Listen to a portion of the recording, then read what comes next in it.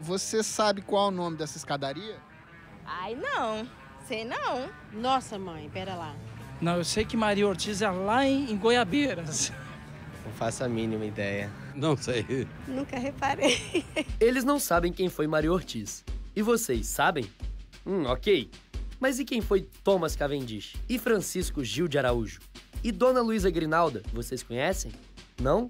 Sim? Talvez? Pois é deles que vamos falar no Raízes de hoje.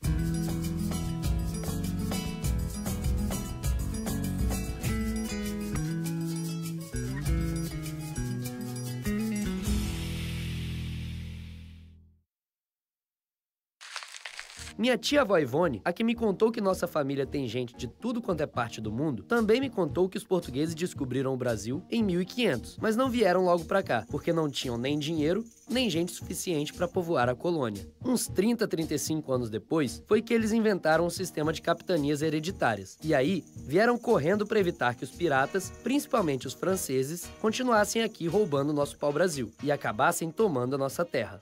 Os franceses estão disputando o litoral brasileiro com os portugueses desde o início. O pau-brasil, que aqui havia em grande quantidade, trouxe também outros povos interessados, franceses. O maior risco que os portugueses corriam aqui não era só deles serem expulsos pelos índios, era também do Espírito Santo ter sido tomado pelos franceses.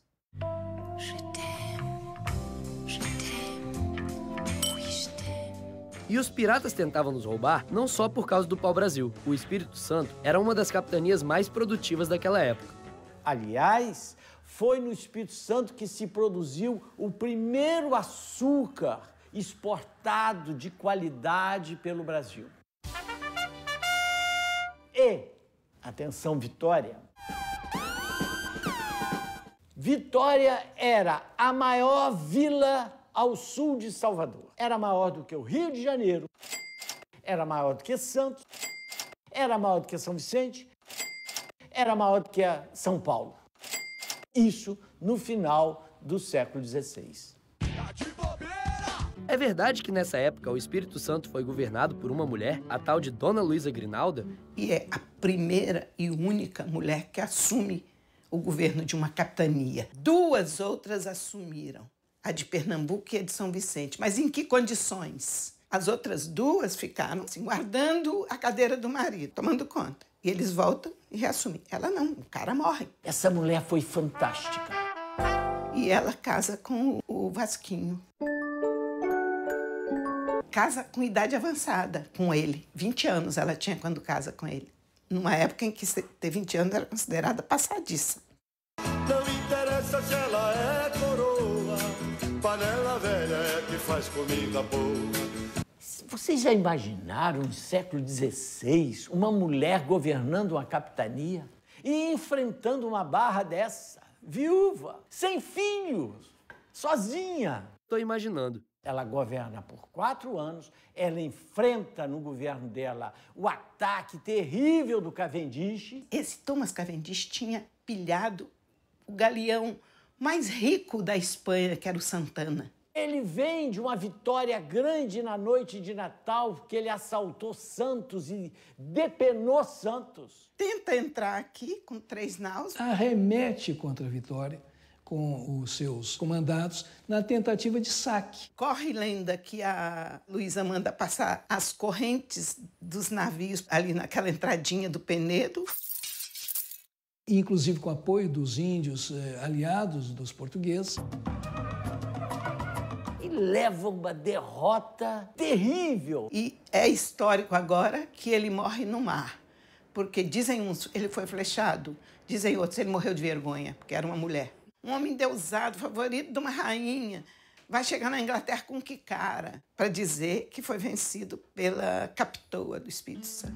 E não foi só isso que a Capitoa fez de bom, não. Foi ela que doou para os franciscanos o Morro da Penha, onde já estava a caperinha construída pelo famoso frei Pedro Palácios e que depois virou o Convento da Penha. Mas ela não foi a única mulher que quebrou tudo por aqui. Teve uma outra que também ficou muito famosa. Ela era filha de espanhóis e morava com os pais dela na atual escadaria Maria Ortiz, que na época era apenas uma ladeira.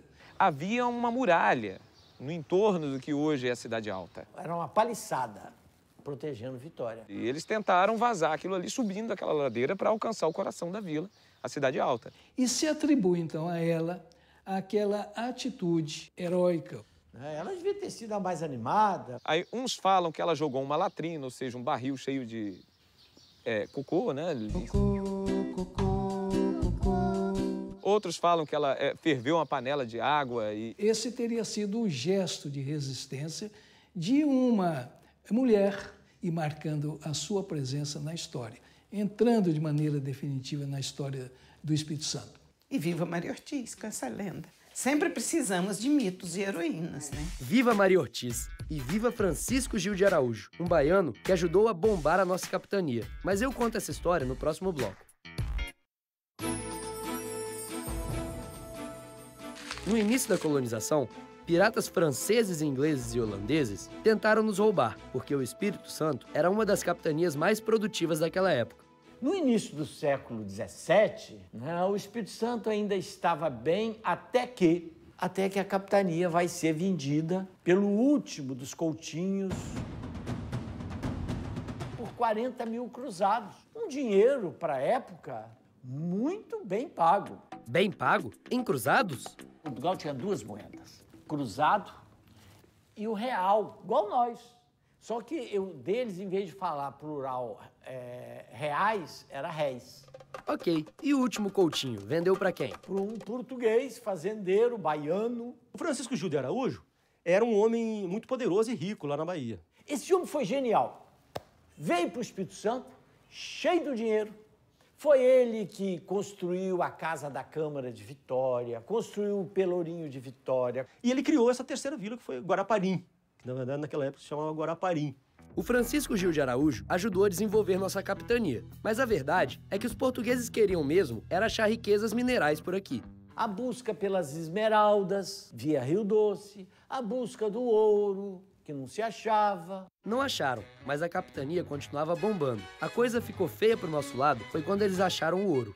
É quando vai haver o grande aumento populacional na região do Ouro, que daria origem a Minas Gerais. Uai, Minas Gerais não existia? Grande parte da região, que hoje é o estado de Minas Gerais, pertenceu ao Espírito Santo. A gente pode até dizer que, em certo sentido, Minas Gerais é o interior do Espírito Santo, é o quintal do Espírito Santo. Com certeza, o território do Espírito Santo, ele cobria mais de 2/3 da atual Minas Gerais e até um pedaço de Goiás.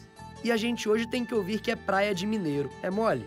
Quando se descobre ouro em Minas Gerais, a corrida para o ouro se faz de diferentes partes do Brasil. E é aí que vem a questão terrível para o Espírito Santo.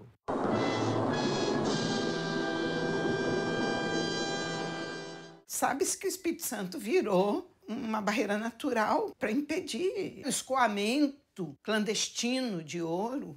Porque de Vitória a Ouro Preto, onde tinham sido descobertas as minas de ouro, é o percurso mais curto para o acesso ao mar. Era proibido a abertura de aldeias, de vilas, que fosse fora do litoral do Espírito Santo. Então o Espírito Santo ficou mais do que nunca isolado. Ficou bloqueado, ficou sufocado durante quase 100 anos. Eu costumo dizer que foram 100 anos de solidão. Ou seja, enquanto no resto do Brasil era assim, no Espírito Santo era assim. Essa barreira, que era por si mesma uma barreira natural, se tornou uma barreira administrativa, imposta militarmente por Portugal. É a famosa barreira que impediu o progresso da capitania durante o século XVIII. Mas por incrível que pareça, a barreira de alguma forma foi boa. Quer dizer, se torna a barreira, mas inúmeros povos indígenas e quilombolas que estão resistindo nessas matas que são essa barreira. Então é uma história de resistência. O Espírito Santo é uma história de resistência. Ele resiste enquanto unidade e ainda hoje existe. Quantas capitanias que não existe mais? Ilhéus não existe mais como capitania, Porto Seguro não existe mais como capitania, Campos não existe mais. Várias capitanias acabaram. E o Espírito Santo resistiu e está aqui. Estamos aqui e vamos continuar. No próximo sábado, a gente se encontra para aprender mais sobre a história do Espírito Santo e do povo capixaba. Até lá!